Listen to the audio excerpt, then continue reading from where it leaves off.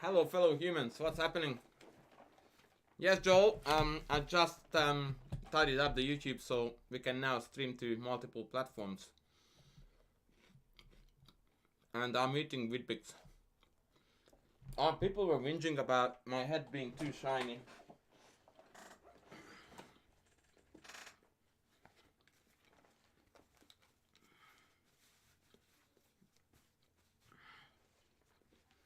I suppose that solves the problem.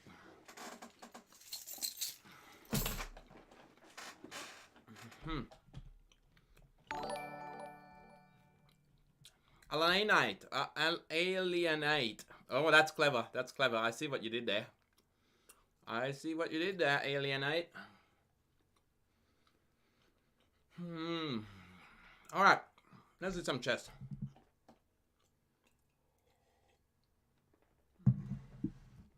My recent video about the dragon. Oh, you mean the coach reacts, yeah? Fair enough. That was a brilliant video. Alright, what do we do today, ladies?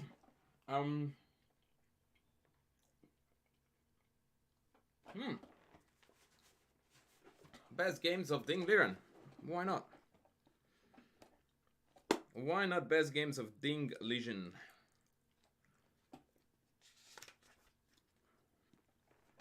Does anyone know the Chinese pronunciation of Ding Liren?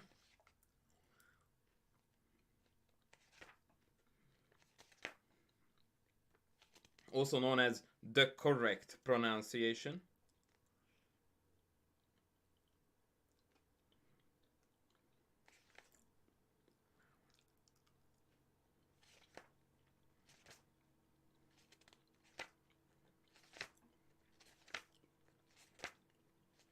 Oh, come on, bro. I want the full games. Give me chapter 3. Oh, shut up. Finally, chapter 3. Alright. No. We have seen this already. Okay. This looks like an interesting scenario.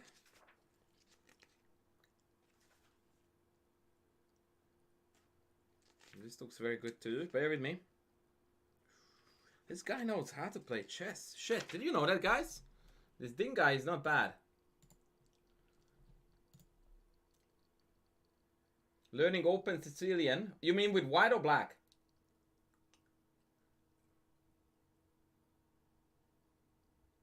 Dong Liren. Right, okay. I didn't know that.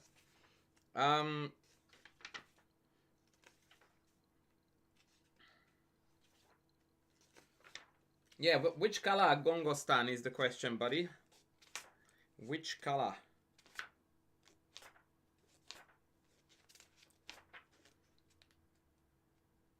Yeah, Ivan Saric was one of them that I was going to recommend you. The Saric repertoire is pretty decent. I quite like it.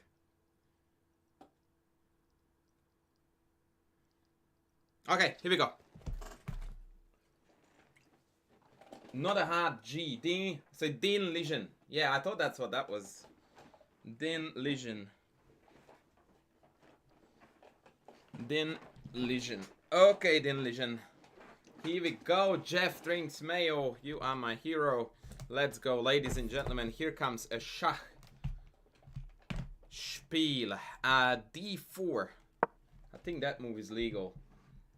No, I'm not watching Shogun. Is that a remake of the 70s TV series?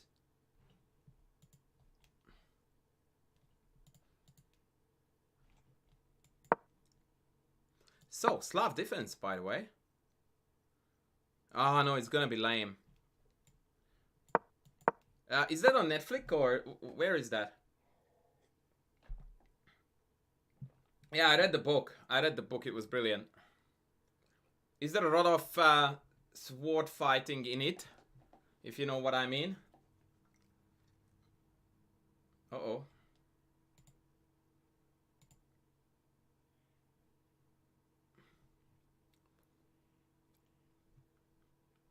Alright, so DC. A4, welcome in Chess. And E6. What?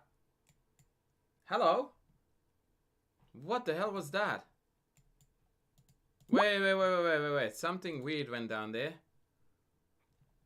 Okay, I insist. So D4, D5, C4, C6, Knight F3, Knight F6, DC, A4, and E6. This move is a weird attempt to mix up openings. Hello, right, Olivia. So, what platform plays the series, guys? Is it Netflix? Okay, so E6 is weird. Let's focus. Let's focus. E6 is slightly weird. Of course, Bishop F5 is the mainline Slav. E6 is played with the idea that after E4 they would like to play Bishop B4. And now we are in a weird scenario where this is looking like a Vienna with the moves C6 and A4 inserted. And for me, who is not an outright expert of the topic, I can't tell yet who it should benefit, because usually black wants to play C5, so C6 doesn't appear to be particularly useful to have as black. But A4 is also looking like more of a weakening move than a useful one. Coach burning on both ends, like a trooper, man. I just found my kryptonite with the triple stream. By the way, we are live on Kick too. PNQ. Hey. We are live on Kick, ladies.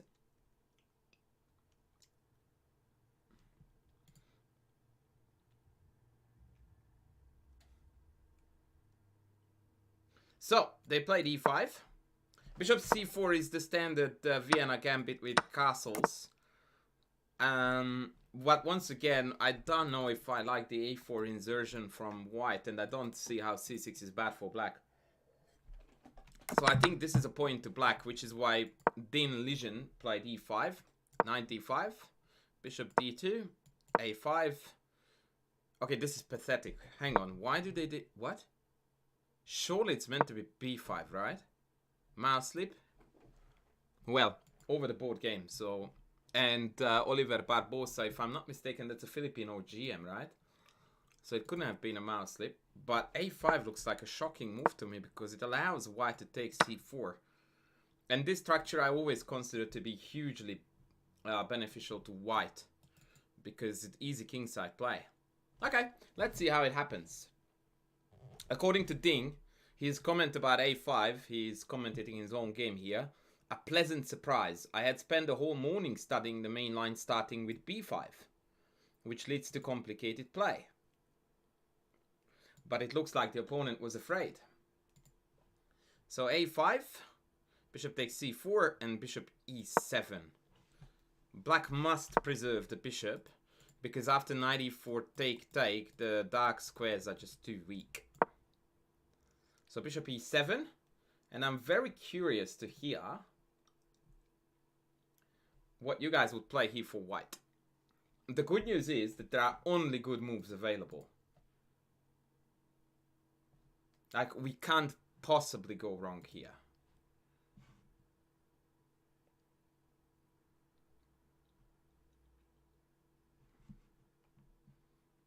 So what do we do, ladies? Can someone tell me? Whoa! I am Manito de Plomo. I remember that dude. You have got a Lichess account, don't you? I used to play... I remember playing against you. Thank you so much for the raid. You legend. Shout out. I am Mani. I was in the middle of a thought. What was it? Welcome in, Raiders. I wanted to say something important. Oh yeah, can someone check for me for the YouTube? If YouTube stream is on.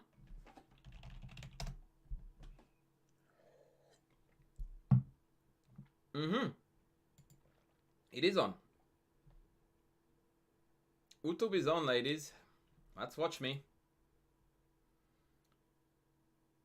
Yes, it is on. So, moves please. White to move and white to move. What would you do?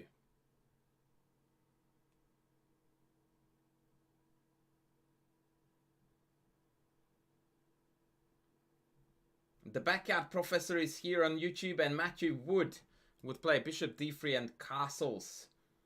I am, guys, checking every now and then the YouTube chat.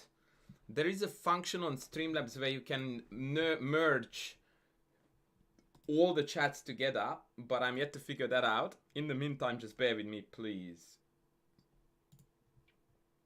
I do not mind bishop d3, but it would not be my top choice. Other moves, please. H4, baby. Booyah. That is my favorite move, actually, in this position. And that's what Ding played as well. H4.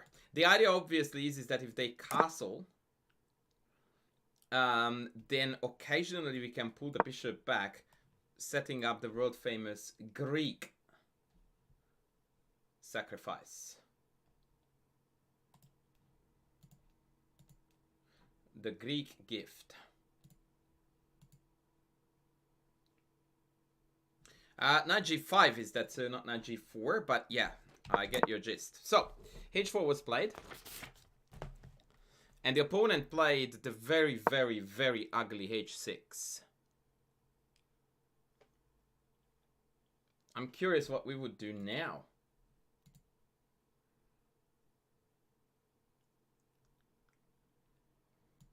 Because obviously, bishop h7 Greek gift is now completely off the cards. That's not happening at all. So what do we do?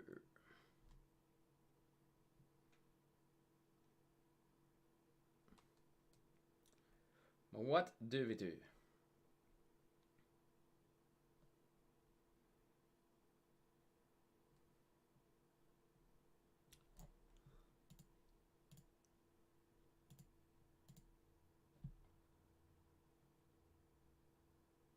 Yeah, you are right. It's a little bit of a French structure, leaf clover. You are correct.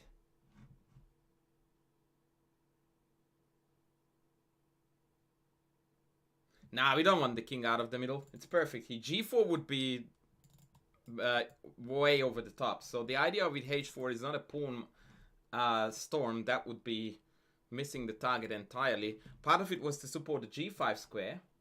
And the other part of the equation was to bring the rook up. Believe it or not. But just believe it. Just give a miss to the or not part.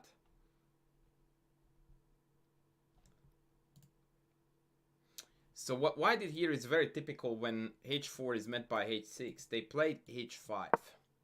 What this move does is that it denies pawn g6 from black. So now the idea of rook h3, rook g3 is going to be very, very awkward to meet. The game continued with knight a6. Black wants to drop the knight back to c7 to give extra support to the d5 knight. And here White could have played rook h3 with the idea of tickling this.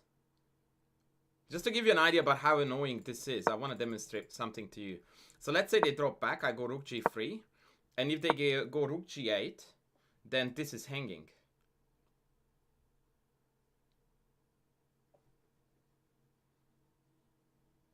Alright, like that is quite a bad news for black.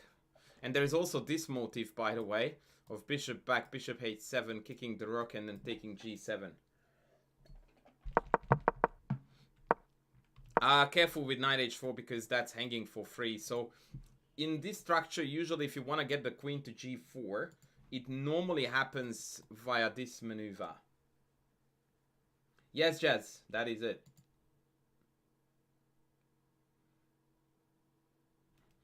Yeah, so knight a6, they didn't play rook h3, I would have.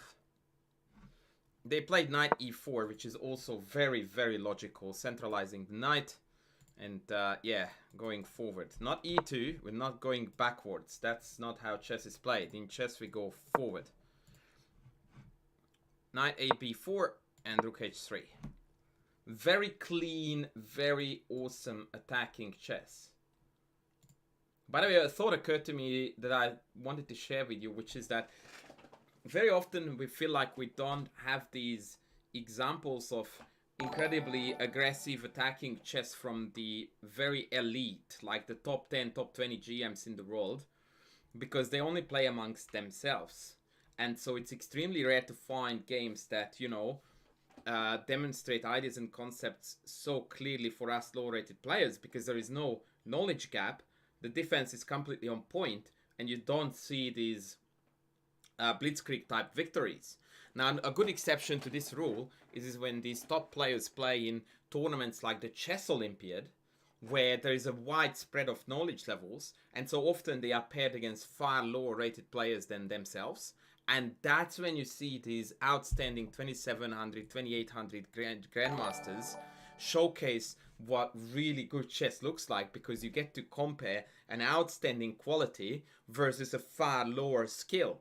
And so it is, in my opinion, far more relatable to look at a game like this and try to dissect it and analyze it, rather than looking at Ding Liren versus Magnus Carlsen, where both players play perfect chess.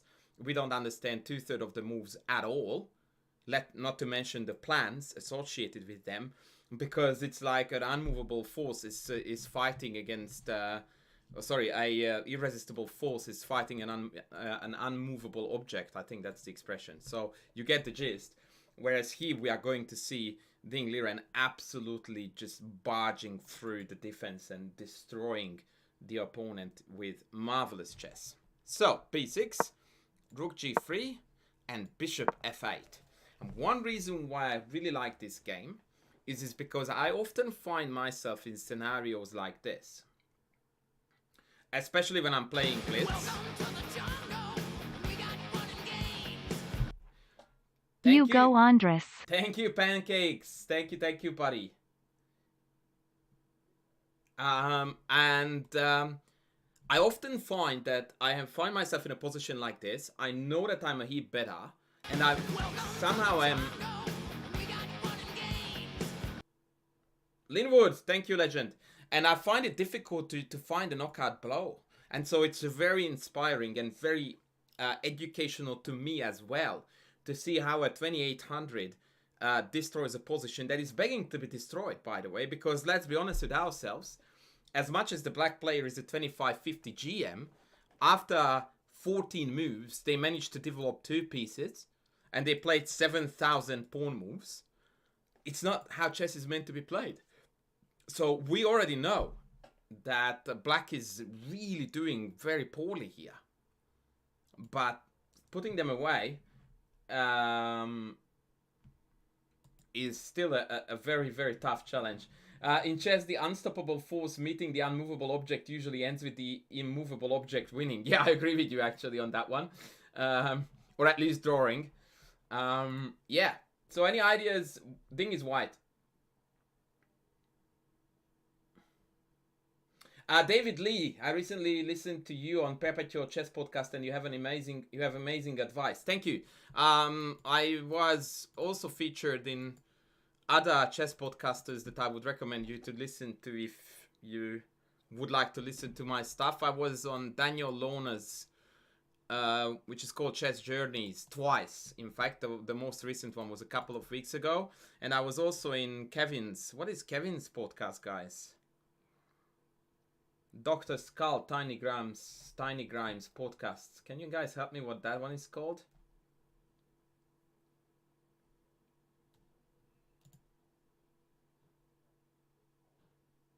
Oh, Chess Journeys is, and then Chess Experience. So which is which? Is Kevin's the Chess Experience? Right, okay. One is one, the other is the other. You figure it out. Chess Journeys is Kevin's, and then the Chess Experience is Daniel Lohner's. Right. My apologies. Daniel is a big supporter of my work, so it's better if I get that right. 96 check. Brilliant. Very good. And by the way, this is a motive that I have discovered lately, which I also used to win some games in my own games. And because I would like to model to you what pattern recognition looks like on a higher level, I'm going to show you an example here. So this 96 check idea is something that I was completely oblivious to in my own games in the Catalan Gambit, which is, by the way, a key idea or line in my opening repertoire course on Chessable. So we are talking about a position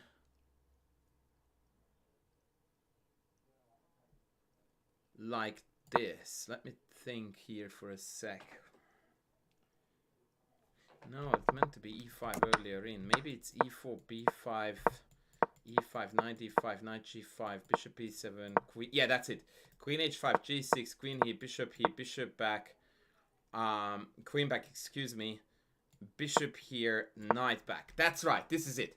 And I have had a fair few games for this position, or something to this, where the key idea for white, and actually a4, a6 should be inserted at some point earlier on. So the key idea to break this position for white is to play rook e1, and then very often we go in for knight d6. And I played about 15 games for this position without being aware of that idea. And most of those games went pretty poorly for me. And then I realized this concept and the way how it works. And all of a sudden, I became a massive, massive fan of this. I'm just trying to figure out the correct move order for black here, because I think bishop e7 might lose here too. Oh, no, actually not yet. Anyway, so the point is that in this variation, there is this idea, for sure, that the knight does go into d6. It trades itself for the bishop, and it also helps to open up the e-file. So, yeah, that was all I wanted to say. So, knight d6 was played. Maybe I will find a game for you later where I did that. Oh, no. I am full of rubbish. The game continued with king f1. Bishop f8, king f1. Queen d7. Queen e2. Bishop b7. And now knight d6 check. Yeah, the goal is exactly that. Get rid of with the best defender, open up the e-file in both cases. In both cases. So the game continued here with bishop takes, pawn takes, queen takes. I need a move from the audience now.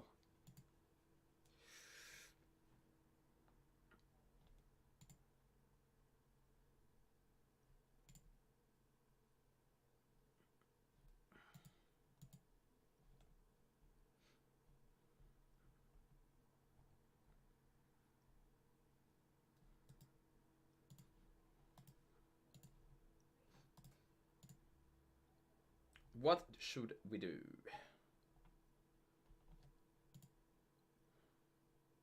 Rook g7 is the most obvious. I agree. Wasn't played.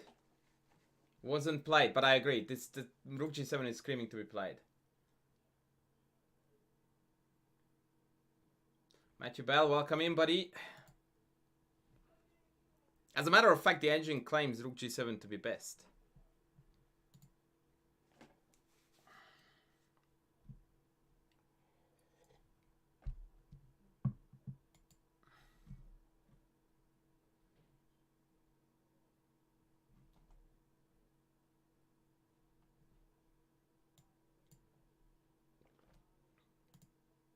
Yeah, 95. This is it, guys. 95.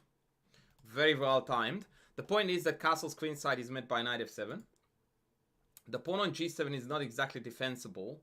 At least not by rook g8 because of bishop takes h6. And it kind of provokes black into playing queen f8. Right, to defend the pawn. Which, by the way, is met by a shocking refutation. It is absolutely sensational.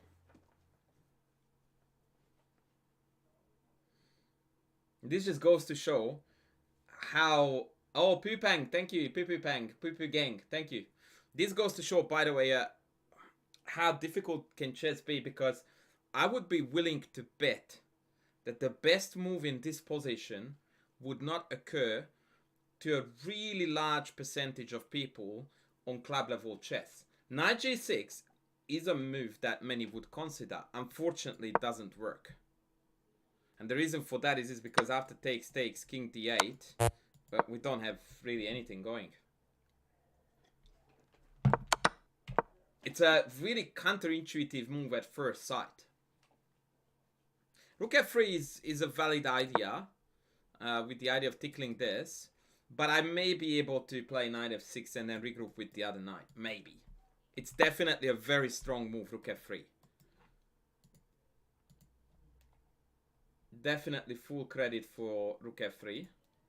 But there is an even better move here.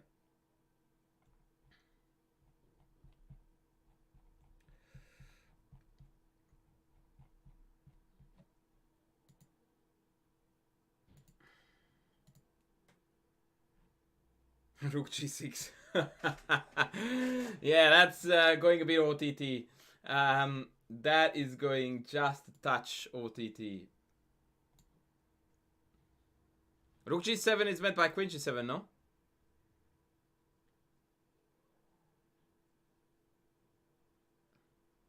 Nah, rook e1 is a bit too timid. The engine approves of it as second best, but I want action, ladies. I want action. That's what she said too.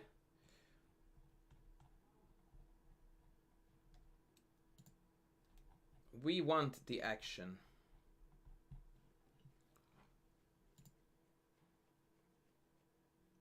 Alright, can I give away the big secret?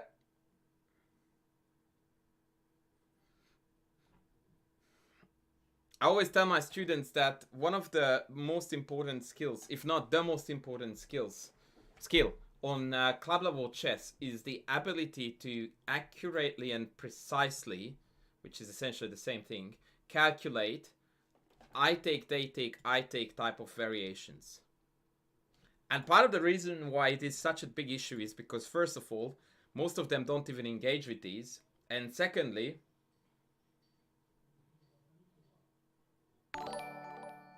they usually miscalculate it. So in this case, all you need to do is just to go caveman, take this.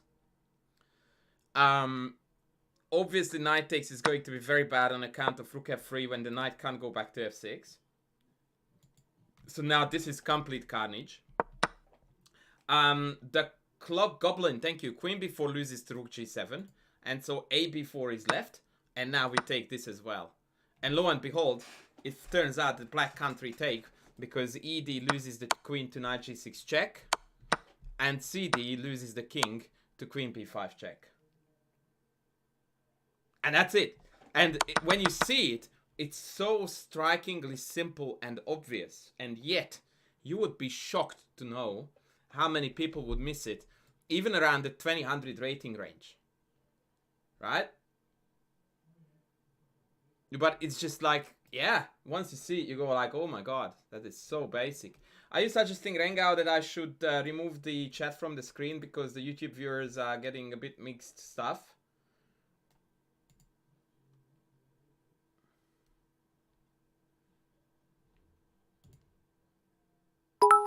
Oh, NFCX Vickers with the 200 titties. Thank you so much for the bitties.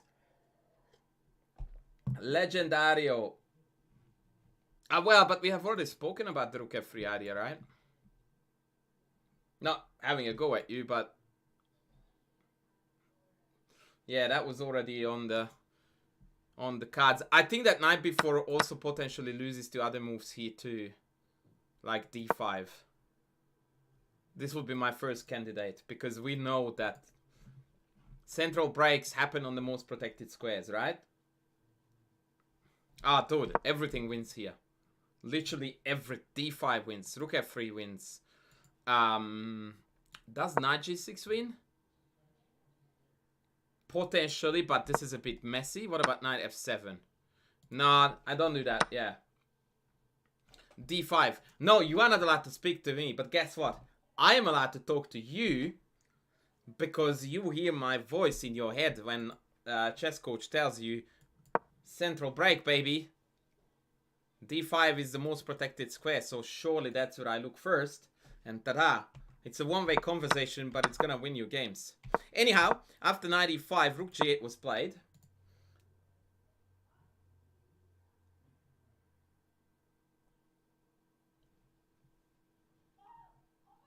Actually, I do think that the YouTube viewers benefit from the Twitch chat because they do because they actually get to see the Twitch chat without being on Twitch. So I guess that's a benefit. Unless, of course, you want to help me by subscribing on Twitch. Yeah, Rook G8 was played. Bishop h6, and the game is over. f6 was played. And I need another move here.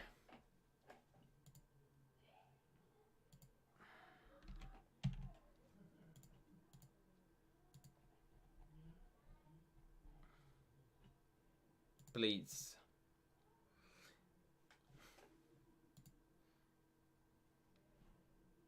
Almost everything wins again, so difficult to go wrong, but yeah. Let's go. What is the cleanest?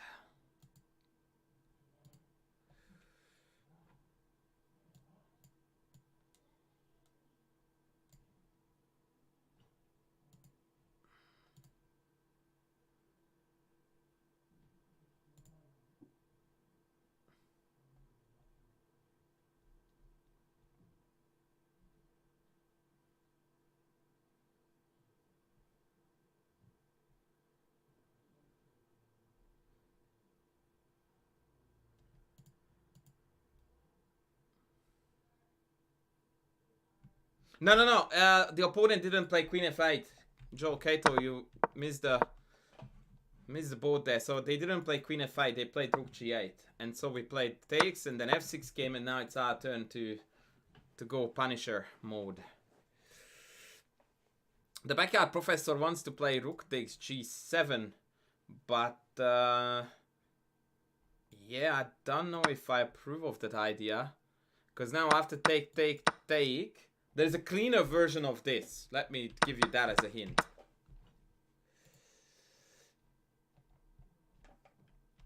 I don't know if this is a good hint or not.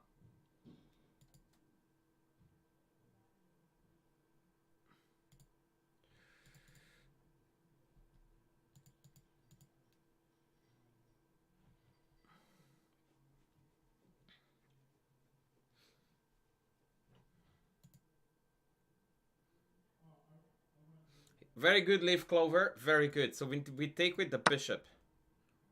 Very good. But where you went wrong, and this is another textbook case of, you know, club level mistakes. Not suggesting that you are club level, but assumed. Is that after FE, we don't have to retake. That's not part of the rules of chess. We can, and it's not bad. Like bishop e5, queen f8, maybe rook a3. But this gives away a fair chunk of the advantage.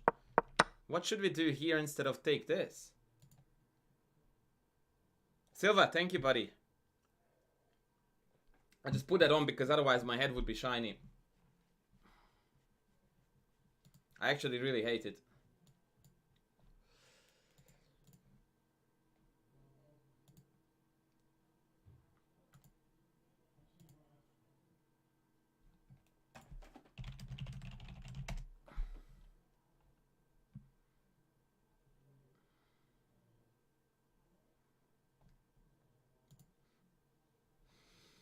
Nope. No pawn takes either. Yeah, of course. H6. Pass pawns need to run, boys. Let them run. Let them run. By the way, can I ask you guys to chuck a follow at me at Kick as well? Just for shits and giggles. LG Dub Dub. Welcome in, buddy. Welcome in. Yeah, H6. Introducing Carnage. Castles. H7. Rook takes. Rook takes. Remember when we played H4? Who would have thought that that pawn, Harry, is now the key player in raking in a super easy victory? Who would have thought?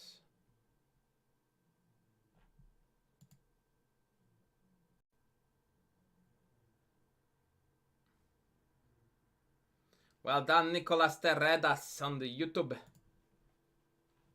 Well done. They played ED, but that's basically tantamount to resignation. Rook G8. Queen H2. Ah, cheeky. Cheeky alert. What's the winning move? What's the winning move, ladies? Oh, wow.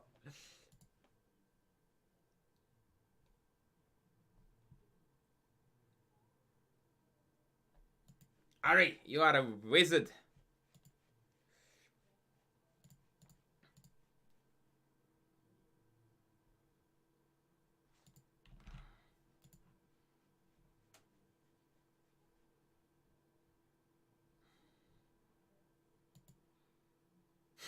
Queenside castles.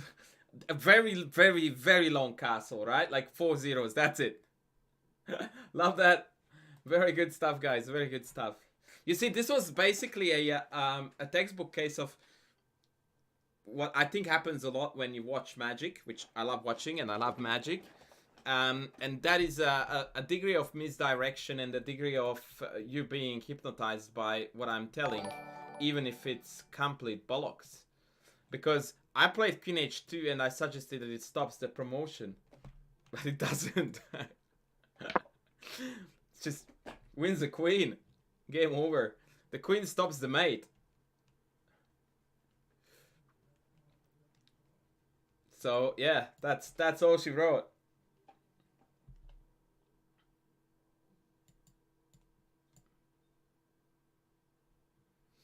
That is all she wrote.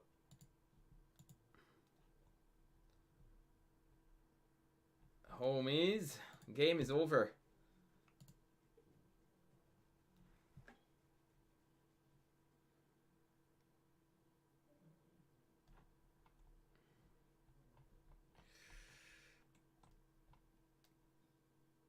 My dog speaks in the house. Welcome in. Welcome in. All right. Chuck me a thumbs up if you love this game. I thought it was pretty epic. I thought it was pretty epic.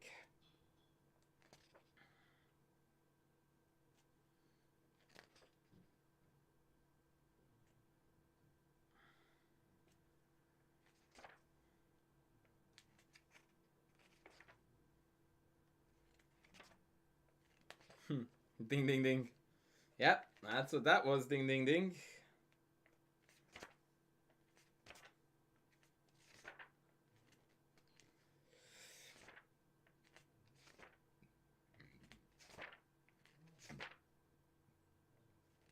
Jado, thank you, buddy. Thank you, thank you. Like I told you in the video, it was not intended to be an exercise, but it turned out to be one.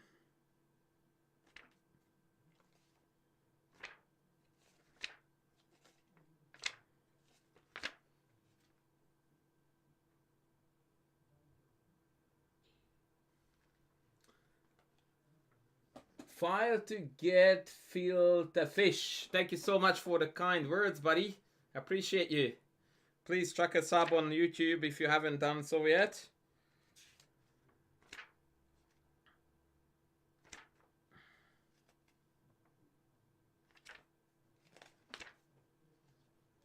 I'm trying to look for another banger. Another absolute banger. Oh, yes. Oh, yes. Ladies, you are gonna absolutely love this one. Holy Shimazoli incoming. Are we ready? We are going to be on the dark side of the forces. Dark side, rather. And this time around, we are facing a Rui Lopez, or as it is known in less fancy circles, the Spanish.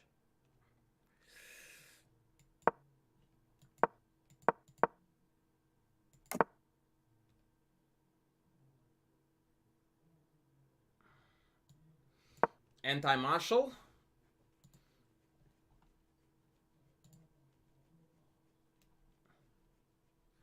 Anti-Marshall on the menu. Rook b8, b4, bishop b7 are all moves that are known to this position. Do you have book recommendations about patterns on YouTube? No. Do I have any knowledge of books purely on patterns? Also no. But again, you're talking patterns, that's way too broad. So is it tactical patterns or pawn structure type of patterns? Like it's too broad. He played b4, d4, d6. Tuck, tuck, tuck, tuck. And at this point, every single one of you is going like, oh, what the hell, man? This is gonna be a boring queen trade. No fun. Why did you pick this game? This looks not good at all. To which my response is, wait for it. Wait for it. Hold the door. Hold the door. Queen f3.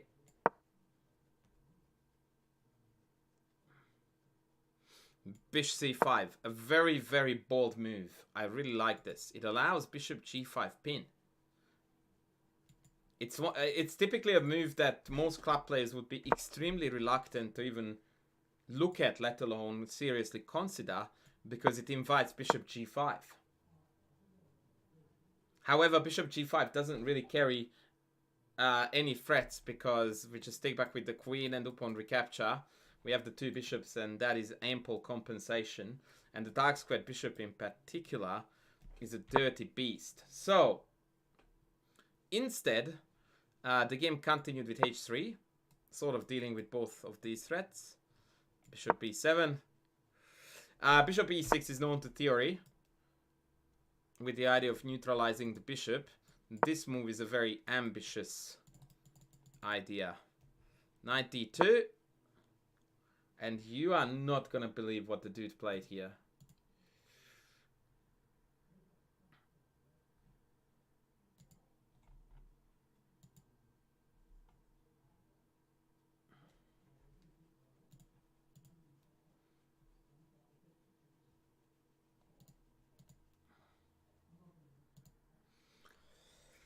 Any takers?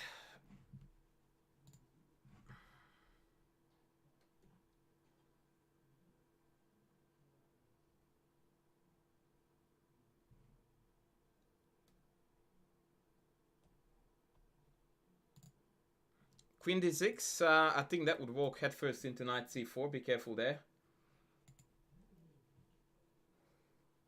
Queen d4.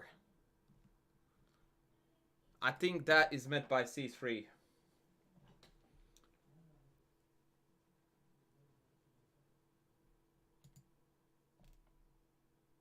Takers for what I just got here. What? What you say?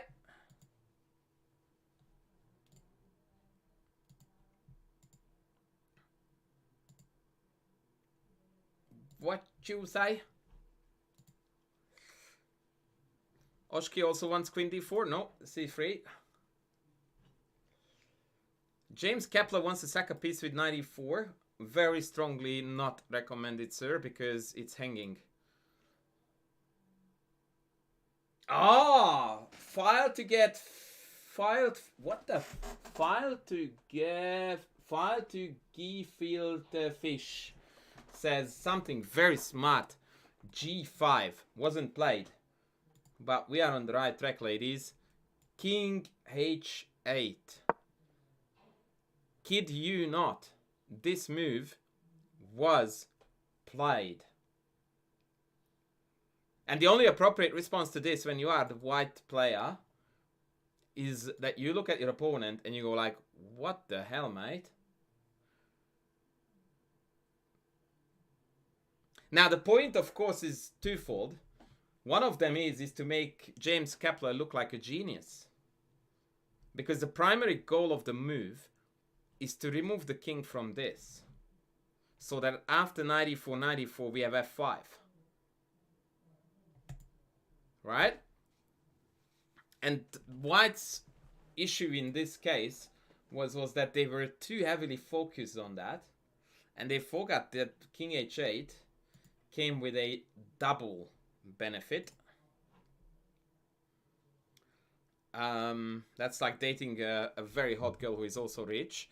And that was that after Queen G3, removing the queen from the pin, Queen E7, and Queen H4, Black here had a sensational way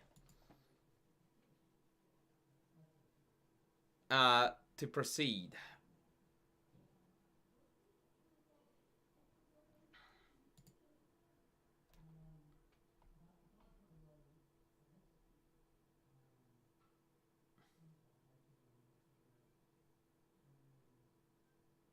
Hang on, am I freaking smoking something, or the YouTube chat shows up on the Twitch?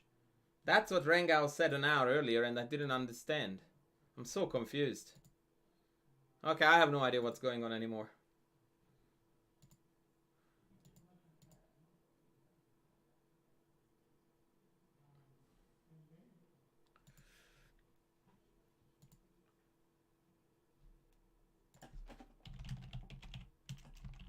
Ah, Gypsy on kick. Hello, hello. That's it, James Kepler. You freaking legend. G5. Hello, hello. G5. Jesus.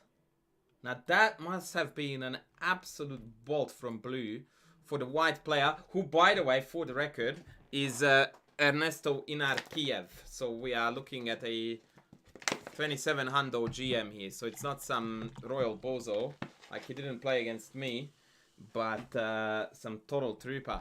So G5 pretty much had to be captured, by the way, because Queen H6 loses to Rook G8, Rook G6, and Queen G3 is really bad.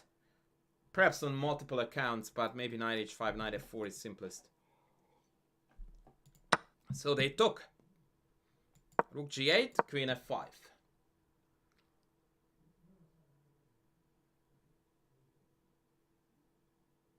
Now, how do we double up the rooks?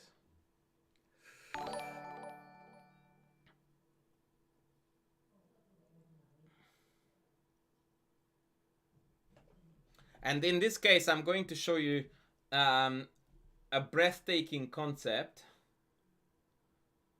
which is going to demonstrate the difference between an ordinary international master or even a low-rated GM and a super GM. It's absolutely insane. I missed someone's follow, by the way. Apologies.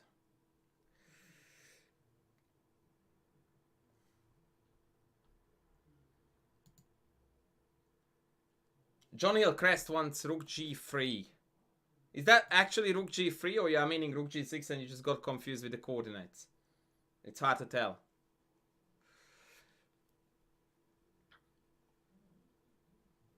But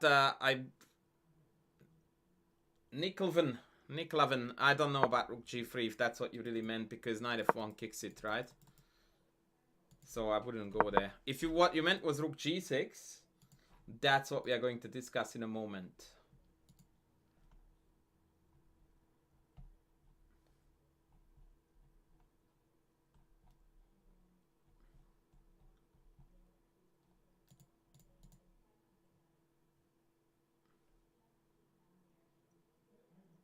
Did I get a raid? No. I just got a fair... Oh, actually, sorry, it's not true. I did get a raid, but that was only a 3-people raid. No, it's mostly, I think, just people overlapping with YouTube. And Kick. Okay for an ape. On Kick is joining the party. Thanks, buddy.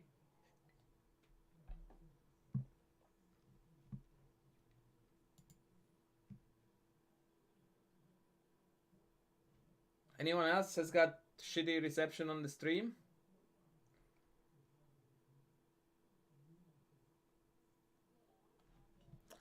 Yeah, the question is which one?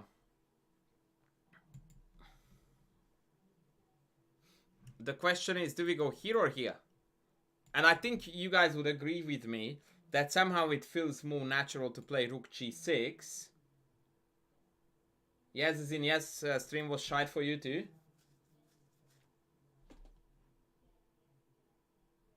Okay, maybe I will stop watching myself on kick. Just to lower the pain. So, rook g6 appears to be a lot more logical because it defends the knight. And it also gives you the impression that the rook is a little bit freer across the 6th rank than on rook g7. Right?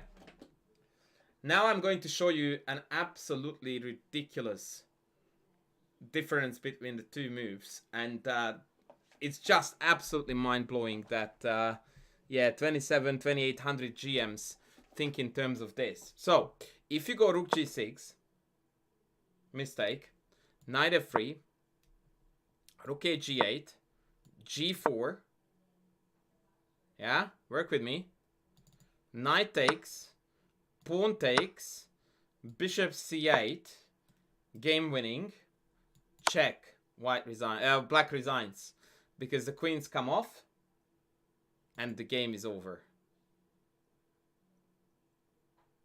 However, if we go rook g7, in this line, this whole shebang is not gonna work. And ta-da!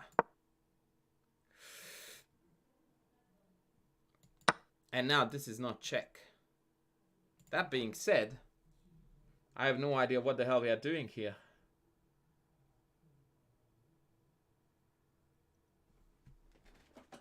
Why is it good for us? I can't go rook g4. I don't want to trade queens.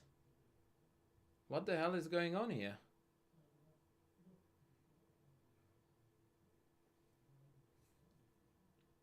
Did I read it correctly? I hope I did. Huh.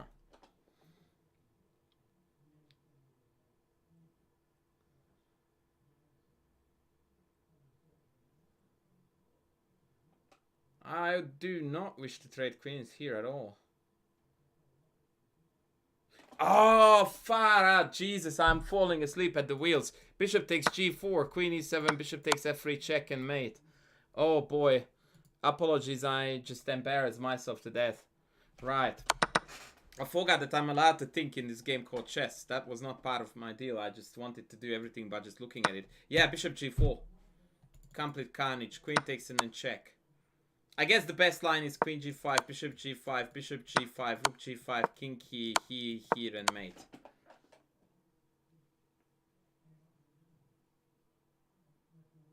Thank you, Hikalu. Thank you, thank you. Unfollow, that's it. Still buffering.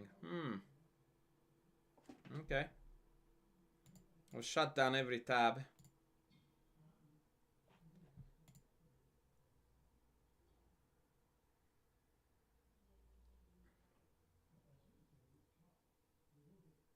Yeah, it was pretty basic. It was pretty basic. So yeah, that is a genius concept behind rook g7, which was played in the game.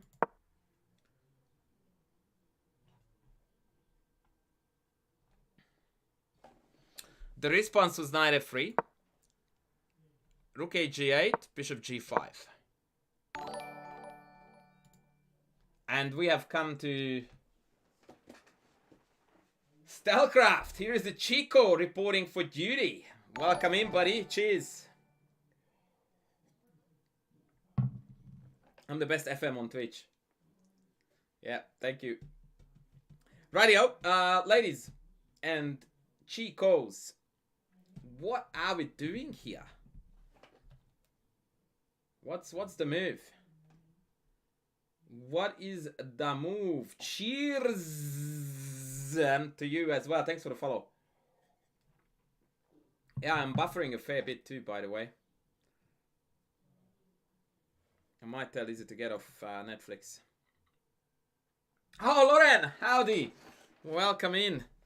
Welcome in, Loren. I'm streaming right now to YouTube and Kick as well, because that's how we roll in this house. Unfortunately, it also means that the stream is a bit scuffed.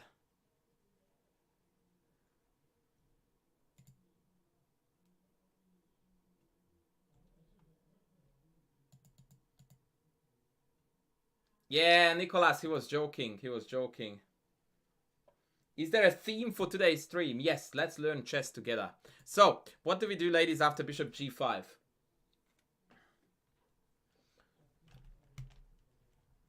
Black's position seems to be commanding.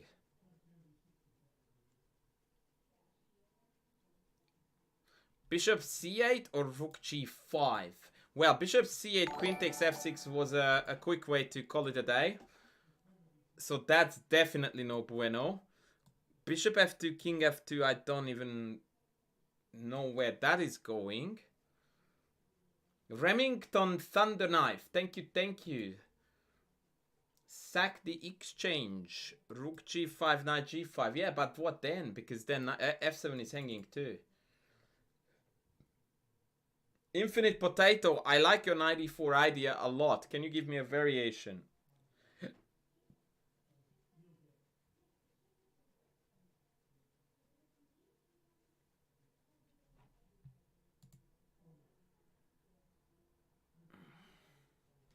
Yeah, bishop c8 doesn't quite trap the queen, given that there is 700 things hanging. So be careful there, professor.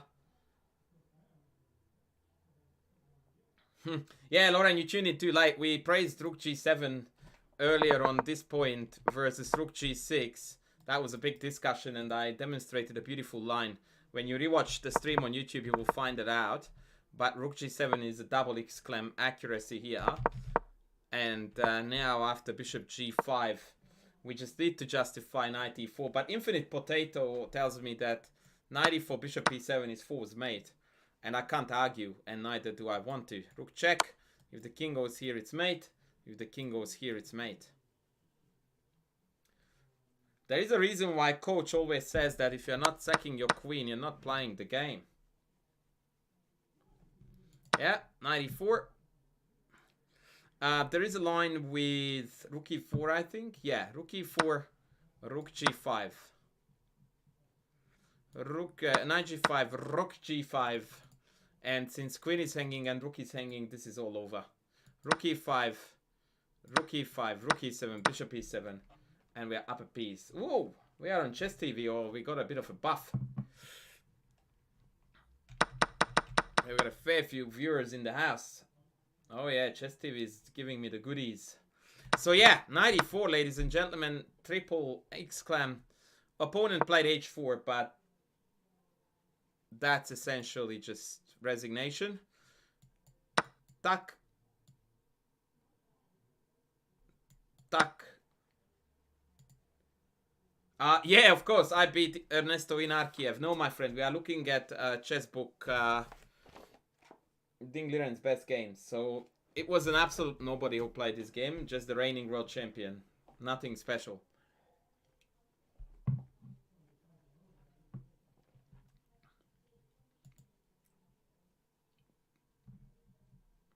Nothing special. All right, what is the finishing blow? Which is may be a fairly poorly phrased sentence for a finishing blow, but we like nothing but double entendres. That's as far as we can go now that we are streaming onto YouTube as well. You win some, you lose some. Isn't that right, folks? Athrill, thank you for tuning in, buddy. Welcome to Chess Learning and Chess Education. For my level, the knight move is a really unintuitive move. How can I work on it? So this is counterintuitive because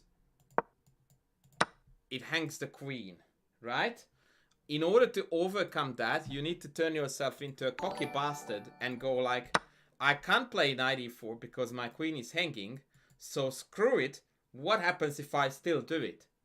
And until your mentality shifts to that way and turn yourself, what I call in one of my YouTube videos, a believer, to believe that something like this can work, until that happens, your chess is done, to put it very plainly. And once you make that mental shift of not only believing, but actually getting excited positively excited about the opportunity of giving up material for some really sexy looking attack, improvement is going to be extremely limited.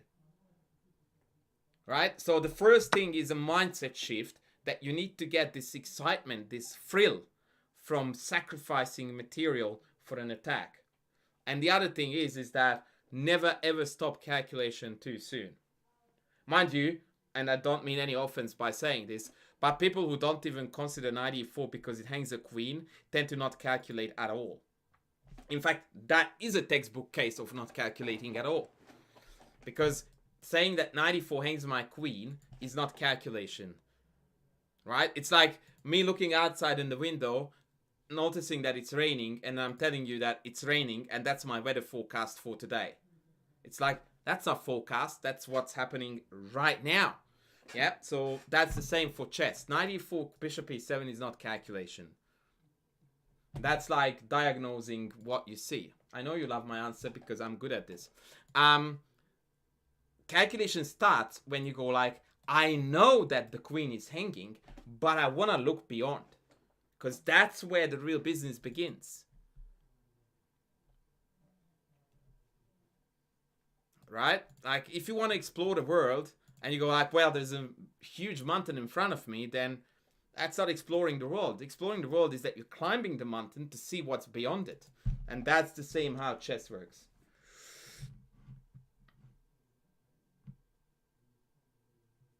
Okay, let's move on. So they played h4, and the question was, why.com does not love us? Take. What's the finishing blow here, ladies? What's the finishing blow?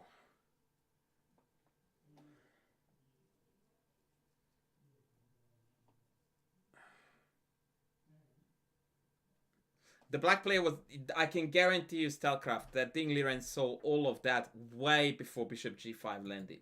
Way before that.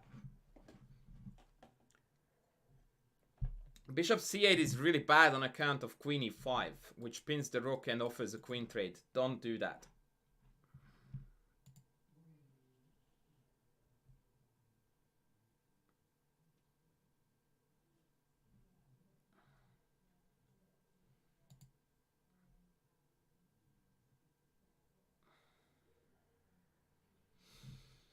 Careful, Lauren, because bishop f3 may very well be met by rook e5 first.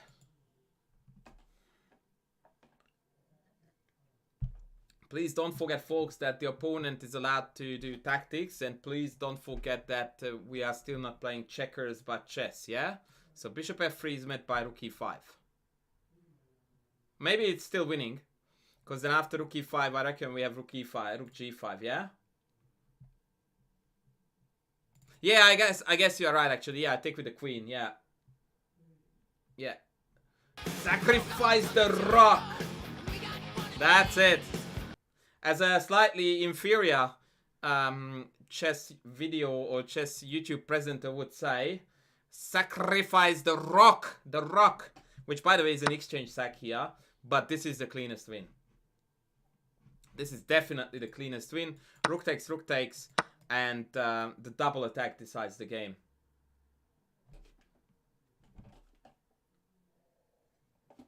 Carlos, thank you for the sub. Yeah, you are right, Lauren. Bishop f3 is purely and simply met by queen f3. I don't know why I tried to get cute with rook e5. But yeah, rook g5 is the natural and the best way to go. 100%, because this is just cracking through like mad.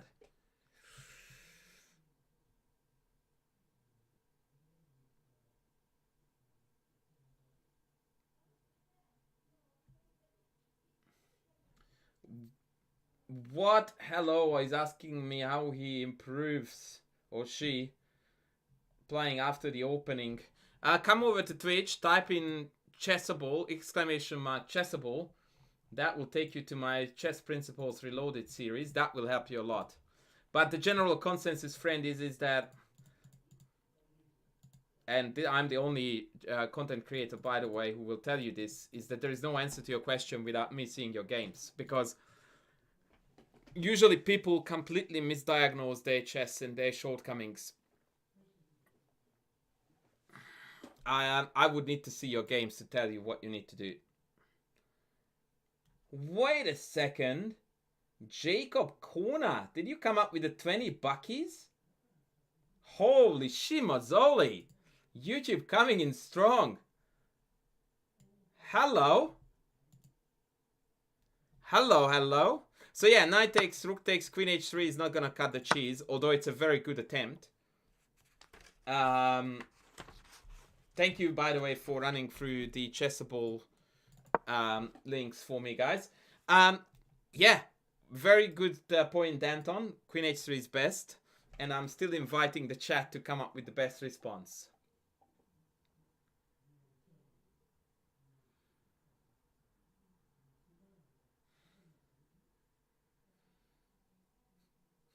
Thank you, Jado. Unfortunately, the YouTube peeps don't see the analysis command. Did Matthew see, did Ding see all of this from... Ooh, that's a raid, by the sound of it. Was it? Oh, no, the super...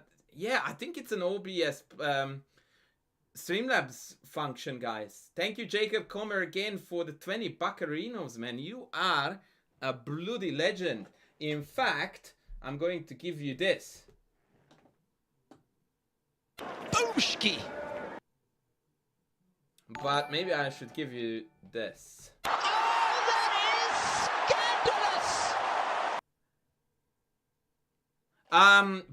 scandalous! Patsa Gamer, I'm happy to help you out there. So this is what we call the X-ray motif in chess. Well, first of all, I can just take e5 because the queen covers. But I also just have rook f5 because my queen is guarded, yeah? So after rook e7, bishop e7, I'm up a piece. Thank you for the follows, guys. Thank you.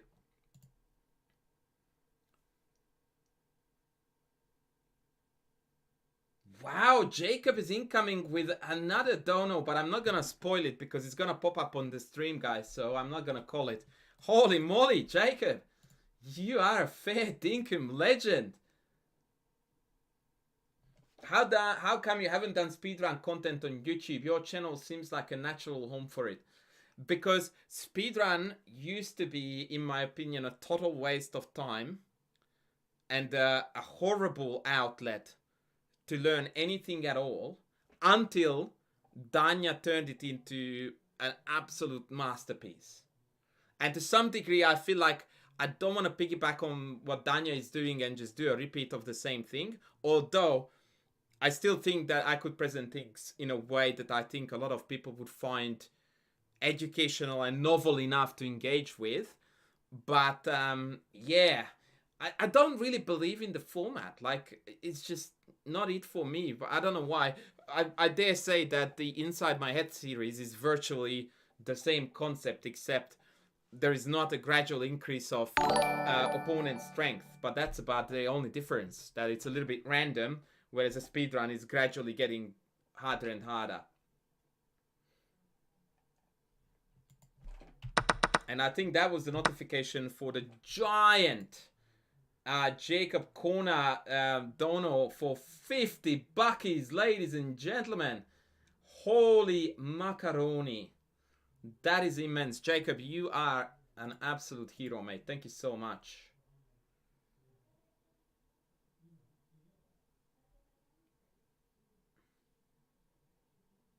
You are a legend. Alright, so after Queen H3, guys, I'm going to reveal this because I feel like I'm getting stuck in this game for a bit too long. Black played the sensational Queen F6. And this is the textbook case of when you have a threat, cashing in on it is not always the best thing to do. Instead, creating another threat is going to add a new layer of complexity for the defender that often proves to be impossible to handle. For example, now if I go to rook f1,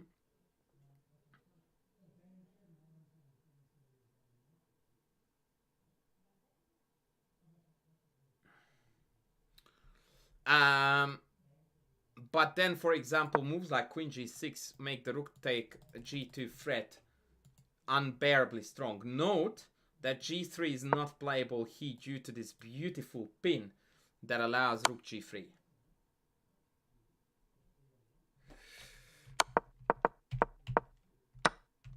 So after queen h3, queen f6, Inarkiev played bishop rook e3, but that now made it such that now it was good enough for white to cash in. Black, excuse me, take, take, take, take, take, take, and black is winning the endgame. War of Ideas, thank you for tuning in, bruv. Thank you, thank you.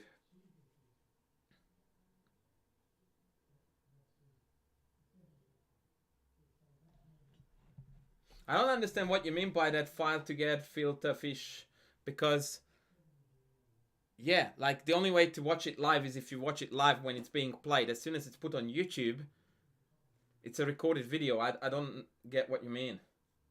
Like you're either watching a live stream or you are watching a YouTube video, which was pre-recorded for you, right? So as soon as you're watching a pre-recorded YouTube video, that's not live. I don't see how that's... Yeah, maybe I don't understand what you mean. That's quite likely because I'm a chess bozo. Oh, chest bozo too. On that note, all right, chest bozos.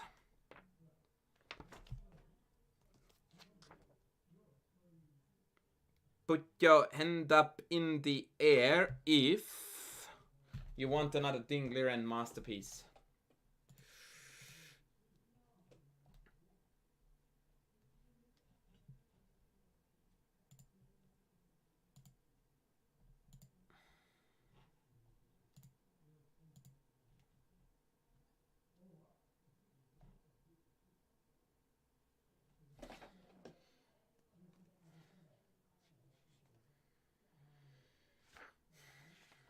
Do we want another Ding Liren masterpiece or do we not?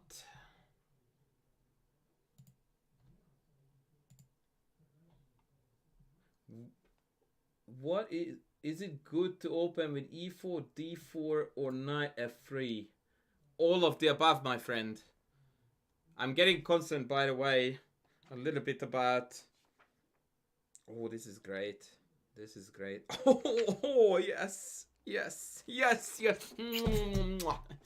Yummy, yummy, yummy deliciousness. Yummy deliciousness.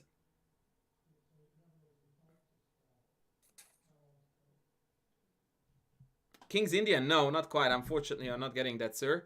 You are instead going to get a Queen's Gambit declined, turned into a semi-Tarash. How is that?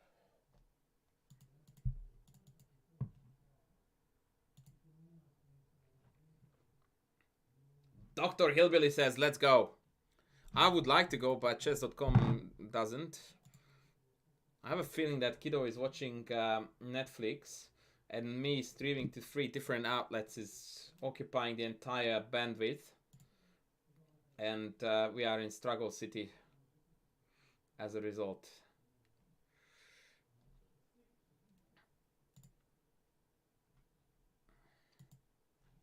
AG, I can't upload an anal board, correctly known as an analysis board.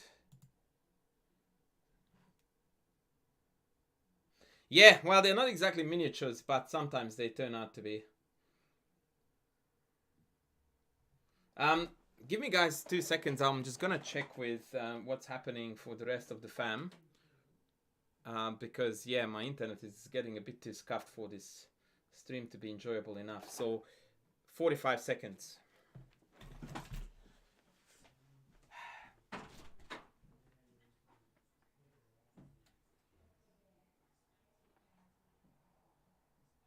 Can you do something, honey, that doesn't involve the internet for 10 minutes?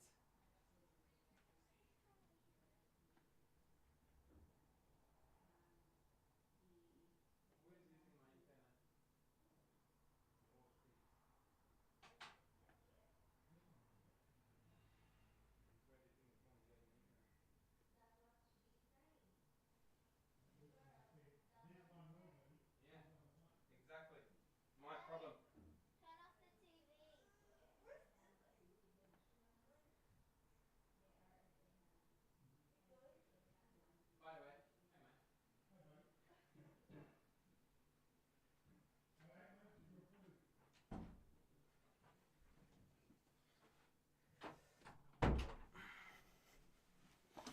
Okay, don't know what's going on. Unfortunately, I feel like we are in struggle city. It's still not doing what it's meant to be doing. Boy, come on. Actually, you know what? I will make it happen. New game. All right, are we ready? C4. C4, ladies. C4.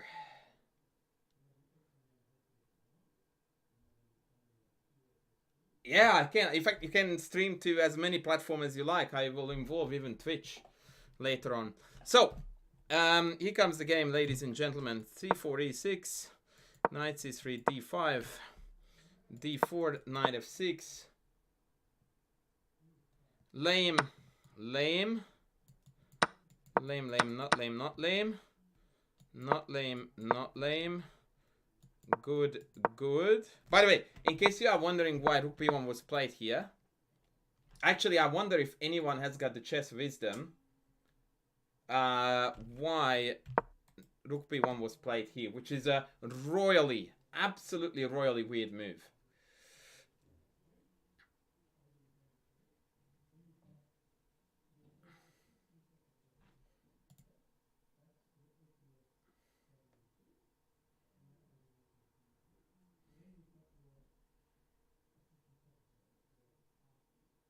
Maximo Rumba and Andras, I recommend your channel to all my chess friends. Your channel is a gem. We'll keep recommending it to people. Thank you, buddy. Appreciate you. Another thing I would like you to do is to ensure that you comment all the time on the videos that I upload. It makes the algorithm spin faster. Right, no one is taking a stab at Rook B1. So what I want you to do is to compare Rook B1 to Knight F3. Exactly, Jazz. Very good. So the idea is that after Knight F3, Black has got this super lame Bishop B4 move, which basically just trades another pair of pieces. And although White has a depressingly large space advantage, because of so many trades have taken place already, this is a nominal thing. It doesn't really have practical value. And this very cheeky Rook B1 move aims to prevent the check on B4. It's really, really clever.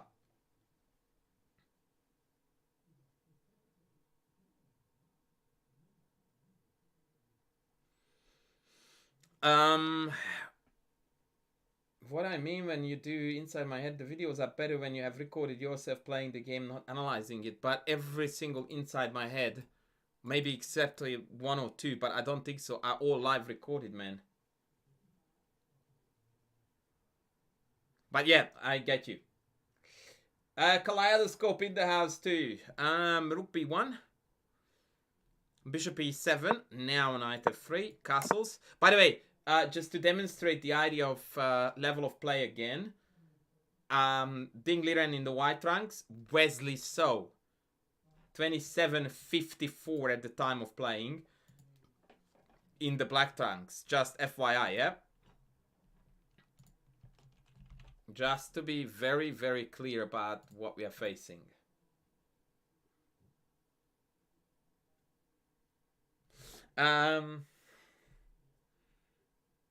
Castles, bishop c4. a6. Slightly weird placement, by the way. a4. Queen c7. And bishop back to e2.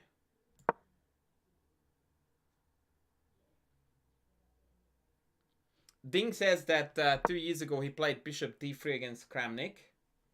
Yeah, bishop e2 looks a little bit off. The point of bishop e2... Can anyone guess why White didn't play bishop d3 here? It's another very deep concept that... not easy to come by unless you really understand the ins and outs of this structure.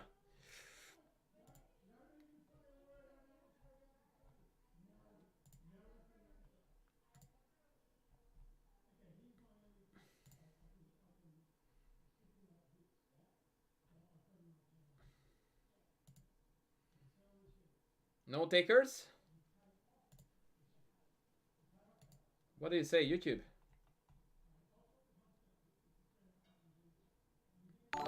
Yes, Mike can't read. Yes, it is the Davorin Kuliashevich's Ding Liren book.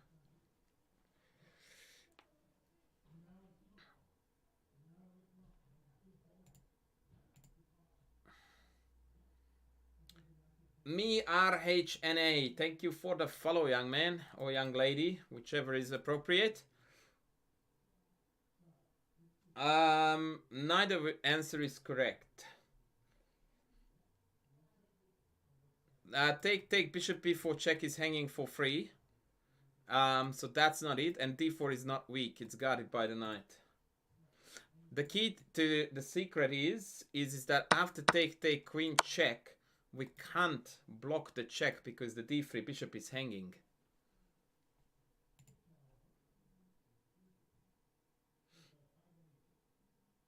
Alright, so that is a royal pain. Although I'm pretty sure that this is actually theory, because after king f1 now the queen is very, very exposed to further tempi, and white is going to build a dangerous attack. But Ding Liren didn't want this, so he dropped the bishop back to e2.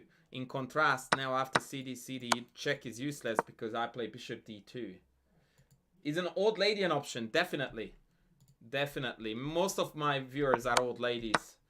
For example, Kaleidoscope guy is one. Right, so bishop e2 was played. b6 was played. Castle was played. CD, bishop b7. What is our move now, ladies? What is our move now, ladies?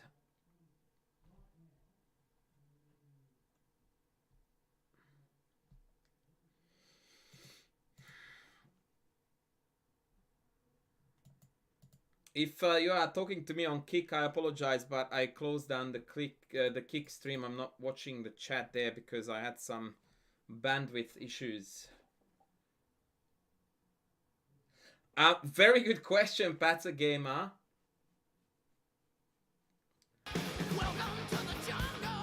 And actually, I'm going to answer that question only after I reveal to you White's best move now, because that completes the circle.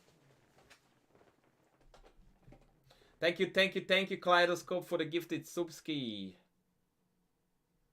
Yes, exactly, Infinite Potato. Exactly. So now we play bishop d3. So what we did was a triple journey with the bishop to c4 to e2 to d3. So you ask what the point of that was. So in order to recognize the value in that, we need to establish first and foremost that in this structure, the best square for the bishop is d3. However, we couldn't go there for multiple reasons, mostly because of the annoying check, but also in some cases the pressure on d4. For example, if this queen was back on d8, e.g. we didn't lure it to queen c7, I already called it invisible, it's Wesley so, then after knight c6, in such scenarios, d4 would be quite tender, although white has bishop b2 and stuff to defend it. But long story short, now black has no real chance to put pressure on either of the central pawns for the next 5 moves, at the very least. And so the loss of 2 tempi, going to d3 in 3 moves instead of 1, is justified. Because structurally and strategically speaking, white is borderline winning. Right? Giant center. So if we can hang on to it without getting bruised, that's worth a lot more than 2 tempi.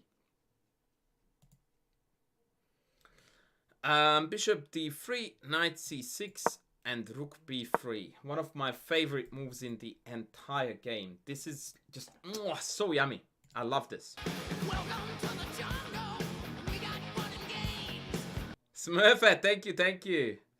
So the point of rook b3 is that white wants to develop the bishop to b2, but doing it after rook b3 allows white to then aim for a rook lift every now and then. Smurfette with the gifted subby to Kaleidoscope guy lady. Awesome, thank you.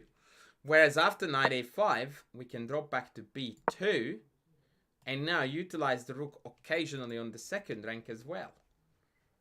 It's really, really brilliant. Knight c6, rook d2. So now it was black who lost tempi, and we were allowed to transfer the rook here. Is that a big deal? No. But I'd much rather have the rook on d2 than on a1. Welcome to the jungle. We got fun and games. Listen here, Moose. Thank you. And now we have got bishop b2 incoming.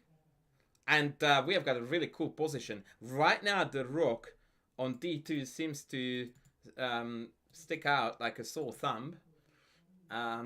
Or like a dog's balls, as we like to call it in Australia.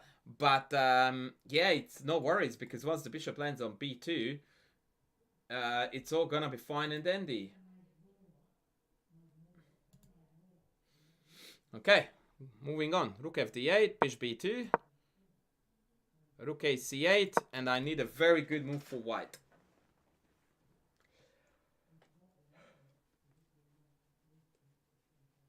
Listen here, Moose, thank you so much for the subski. Thank you, man. You are a legend.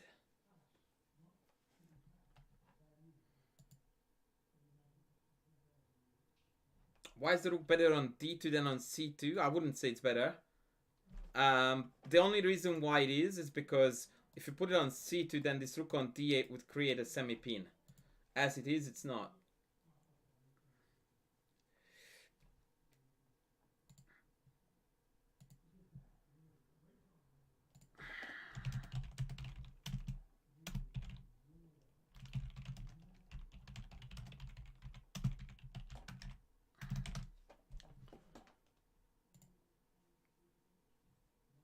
e5 is close. e5 is close. But not quite.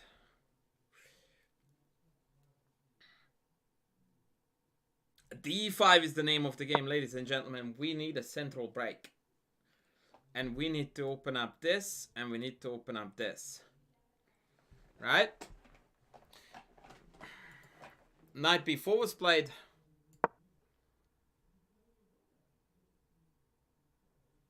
Bishop b1 was played. ed5 was played. And I need a very, very smart and very famous move here. The whole idea, the motif structure is well known. In fact, the move that white played here needed to be seen before we went in for d5.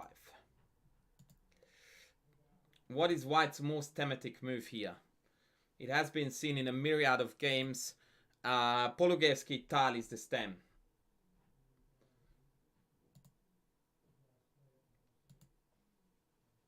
And then Anish Giri won a beautiful game with this in white. And Magnus Carlsen had a few victories in this. Actually against Anish, I think, once. With this idea, which is exactly this. We don't take d5. We push past. And it creates a very unique layout. Where we have got 4 versus 3 on the king side. The e5 pawn means that black has very, very limited access to the king side. So if we manage to drum up a decent enough attack on the king side, black will find it very difficult to hold it. Additionally to that, if black had a choice in this position between having the d5 pawn or not having it, like have it or not, anyone in their right mind would opt for, I would rather be rid of this, which would open up the diagonal, the file, and the d5 square for the knight. So if we can blockade that pawn, then that blockade, either with the bishop or the knight, is going to ensure that 3 black pieces are total garbage. So logically you would think that, okay, then we should throw it away. But when you do that, you are bringing in further white pieces into the attack with an increased space. So here instead, Wesley decided to opt for g6. To my mind, that is an eyesore of an ugly move, but I don't want to criticize a 2750 GM. But I certainly would not have played it. Funnily enough, I'm reading the book comment. A strong defensive move. Okay, I guess. There is a reason why I am only an IM. Okay, rook e1. We'll take it on the chin and we go like it's still rubbish. Small inaccuracy. The correct move is e6. Which is a typical idea, again, to demonstrate that, yeah, once you are in for a penny, in for a pound, you need to pursue the attack with the most vigorous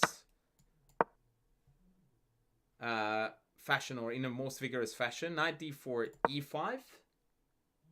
And where do we move the knight now, ladies? Where do we move the knight now?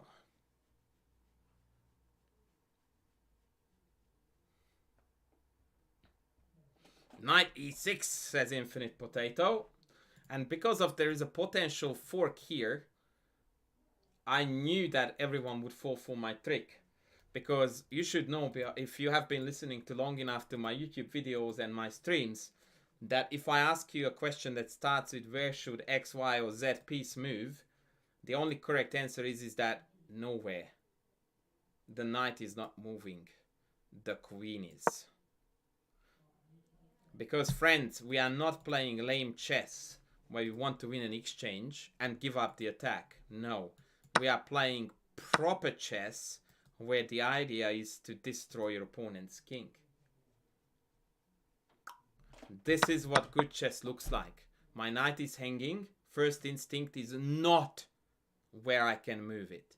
The first instinct is, how do I murder my opponent's king, which is currently defended by 0 pieces. I mean, if I really want to, I can call the bishop a defender.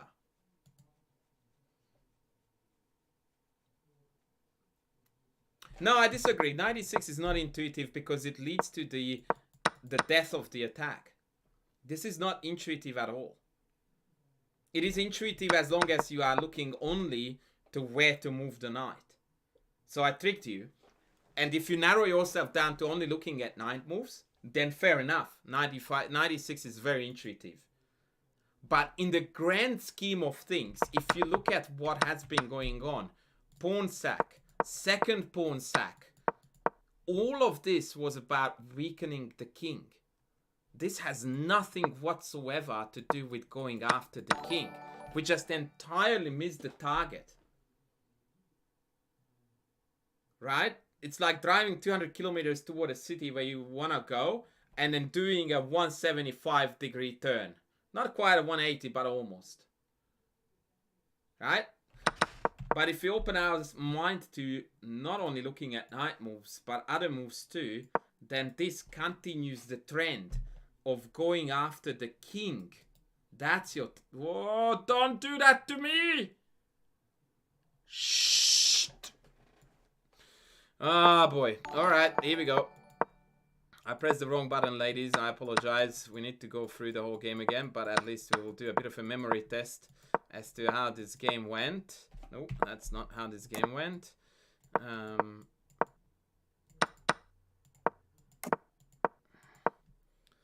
Something like this, I hope, is correct.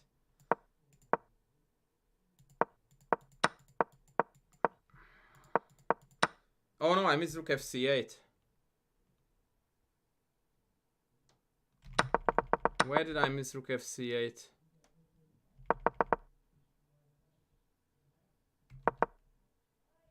Rook fd8, bishop b2, rook ac8, d5, but then I missed a6. Oh no, wait, have I? Yeah, I have. Oh, a6, a4, that's all good. See you, man. We need to talk. Yeah, we will. What is that about?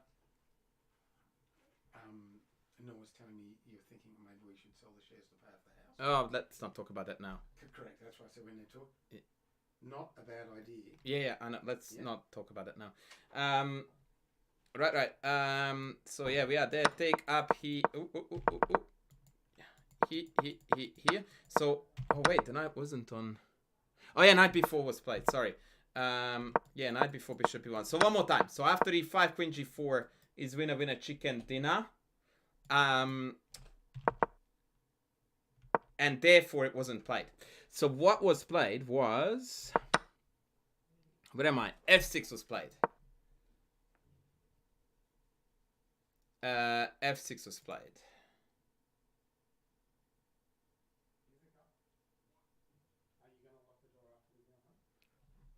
What do we do now?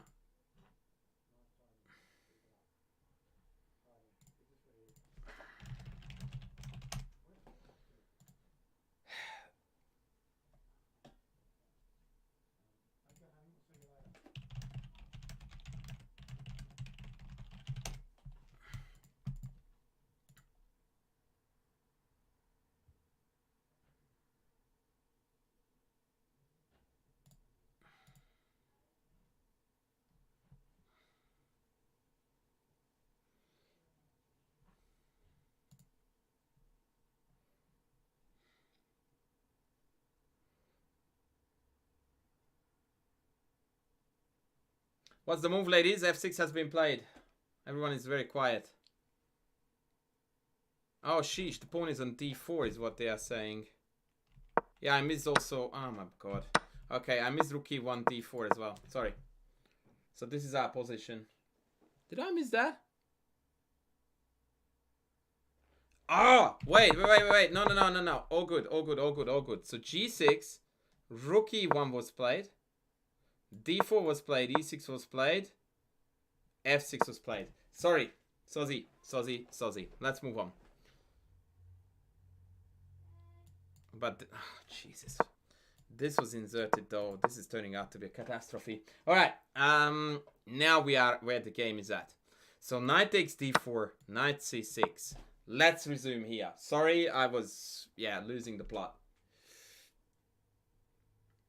The earlier bishop c4, e2, d3, was that CAC or prep? The 120% prep.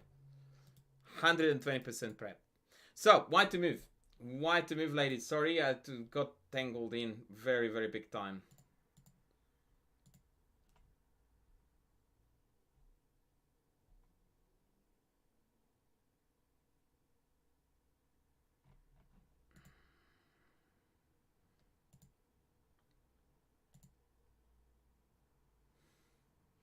So what do we do now? Yeah, that's right, Leaf Clover. Thank you. We have fixed it all.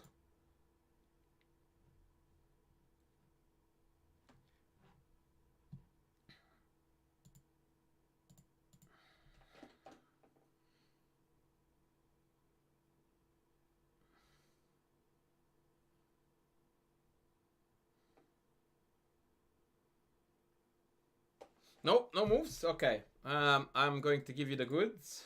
Queen g4 again. Very logical. Actually, I'm not sure what I would do. Oh yeah, 95. Yeah. Okay. That's why it's no bueno. Yeah, Queen g4 is strongly met by 95. And I think that after... Yeah, so if I go rook e5, queen e5, bishop takes g6... then I might have queen g5 there to reign on the parade. That's it, Pata Gamer. Very good. It is knight f5. Excellent job. Excellent job. But what if they take? What if they take?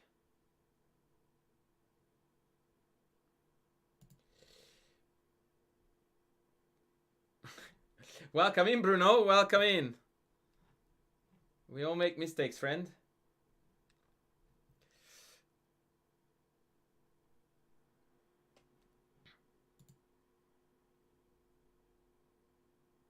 By the way, Bruno Block, congratulations to you. Your countrymen won the Dubai International, and that's a tennis tournament.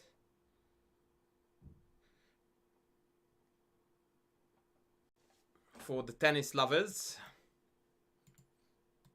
Ugo Umba won the Dubai tournament. So what do we do after takes?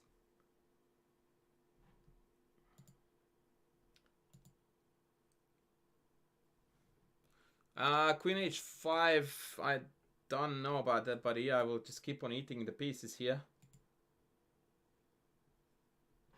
Ugo Umba is how I'm supposed to pronounce that name in French, but it's written like a proper name until you start speaking French. So it would be Hugo Humbert, but instead it's Ugo Umba. And I'm sure that I'm completely mispronounced that. Who's going to emerge as world number 14 as of the Monday's ATP World Ranking. But let's talk chess. So the idea, guys, is that after GF, we have Rook D7. Absolutely beastly move. And it just cuts the defenses into half, because after take, now there is absolutely no communication between the two wings. It's absolutely beautiful to watch. Rook here, I can even play bishop f5 here. I'm pretty sure that it's not the most effective way to play, but it defends the pawn and it prepares for the invasion. Sensational stuff. So, they didn't take f5. Instead, they went rook d2, Knight takes, queen takes, and queen takes. And now the dust has settled. Black has got a completely naked king in the sense that, in particular, f6 is very loose. The pawn on e6 is very, very close to the king as well as the touchdown. It's all terrible.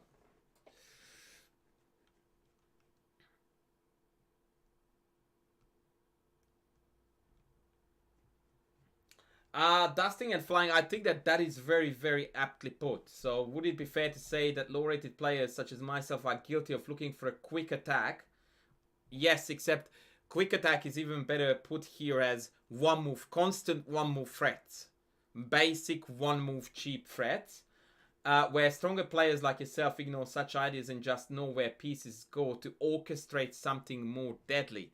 And here too, I would say that to orchestrate something far more complex, difficult to deal with, better organized, more fitting to the needs of the position and so on. But yes, fundamentally what you're saying is perfectly spot on.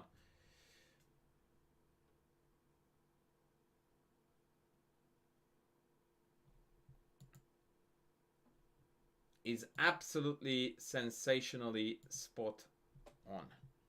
So yeah, black is dead lost here. King g7 was played, queen f4 was played, adding a little bit of love here. Rook f8 and h4. I suspect that white must have wanted to play he g4. Wait, no, I don't. Because g5 is met by queen g5, so what I wanted to say was wrong. Maybe he just wants to run all the way. Yeah, that's it. h4. Bishop c8, h5. Very clean. Wow, this is so beautiful.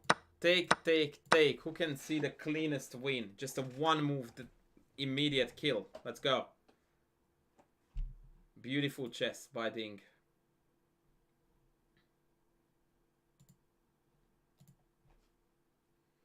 Do I like shogi?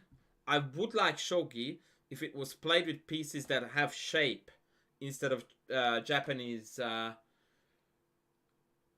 writing on it. What do you call the Japanese writing again? The hiragana. Yeah. So if I didn't have to read that stuff, but instead they would have proper three-dimensional shapes, I would appreciate it more.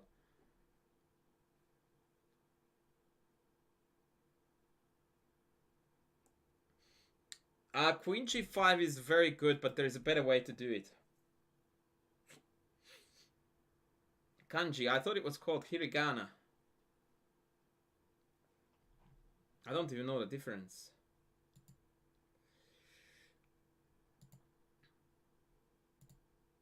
Is it just me or the YouTube chat went to complete stalling?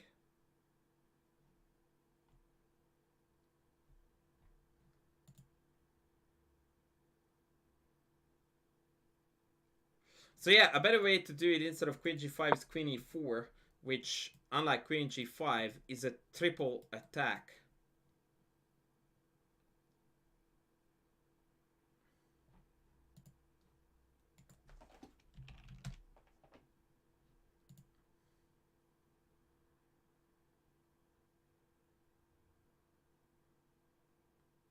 Oh, I see. Thank you, Lock Goblin, for clearing this up. So the ideographic writing is the kanji, the phonetic is the hiragana, and mainly katakana is the romanized words. Fair. So I would say then kanji is the equivalent of the Chinese one, where each symbol is an equivalent of a word. A spork, that's right. Right, so instead, the final touch in the game was that after h5 they played knight e5. Bishop f7 doesn't help at all, buddy. Like, yeah, it hangs the piece on e7. Yeah, so queen e4, bishop f7, I just take this. Yeah, that's what I thought, that it would be the equivalent of the Chinese stuff. Right, so how do we finish the business after 95, ladies?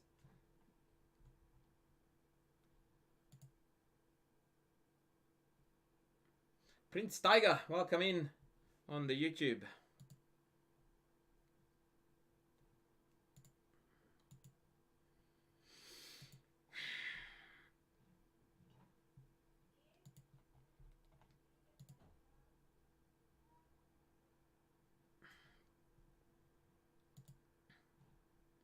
Sacrifice the rock.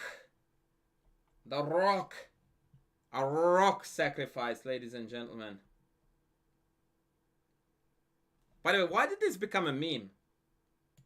Like, what's so special about Levi saying rock? Like, is this the excitement or the increased frequency or just the goofy way? Like, what is it that turned that into a meme?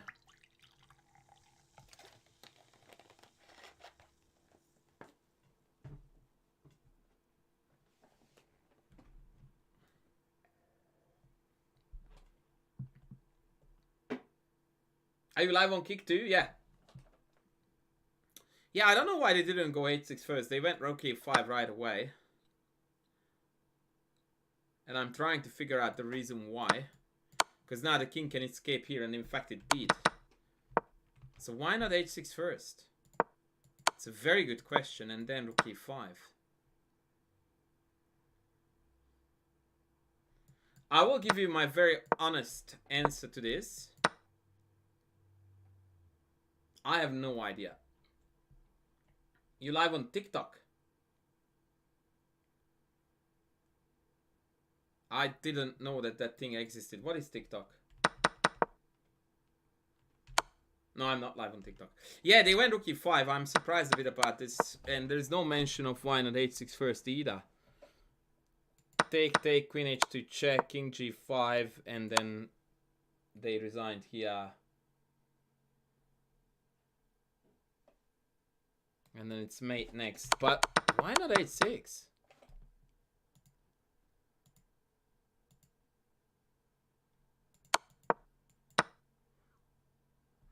Yeah, I mean, they have queen f6 here, which leads to only being a piece up.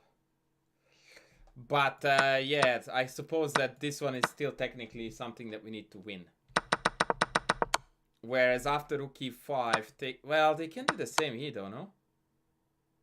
Oh no, because now queen f6 is met by check. So technically it's more precise to not to insert a check. Wow. Who saw that coming? Well, welcome to 2800 level chess.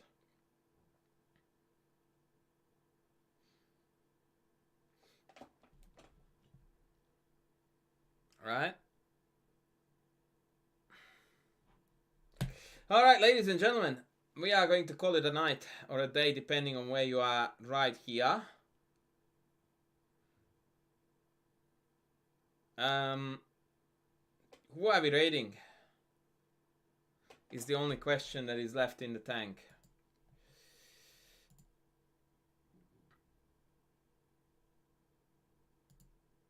Ah, he shouts while he's saying it. I see. I didn't know that.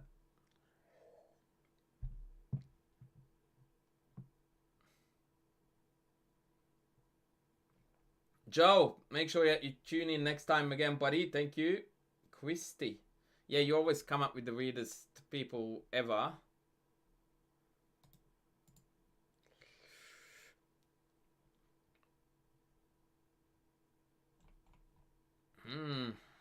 Might have to raid Anita again.